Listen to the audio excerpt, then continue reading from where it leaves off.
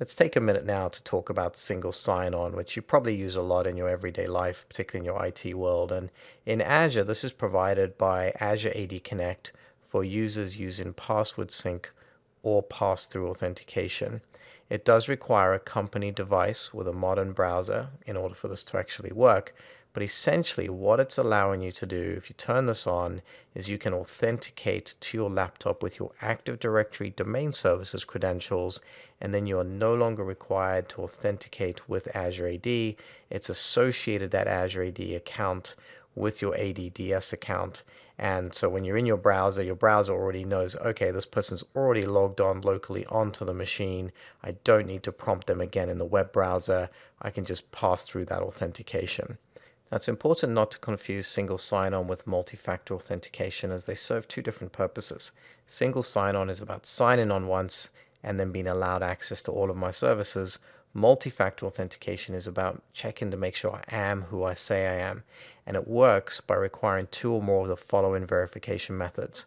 So your common one, something you know, like your password. You go to a website, you type your password in, that's something you know, that's something you remember, and that authenticates you. But that's not necessarily enough on its own. In fact, in modern security practices, we just assume that passwords will get compromised at some point.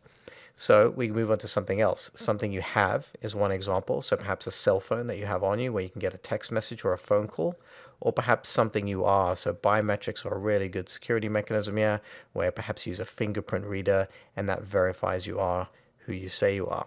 But one alone is not enough. Multi-factor authentication is all about what it says, multi-factor. So you might have your password plus the biometrics, so your password plus the text message, and then that will authenticate you onto the system.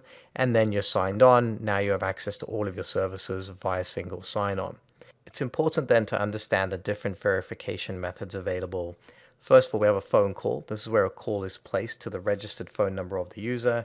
They might be required to enter a PIN or just press pound on their phone to verify they are who they say they are. That's one option there. Text message, again, the common one we talked about, Google being classic example, sign in, get the text message, enter the code, move on. Mobile app notification, this is a great one where you might, instead of getting a text message, just go onto an app, approve the request, and everything moves forward.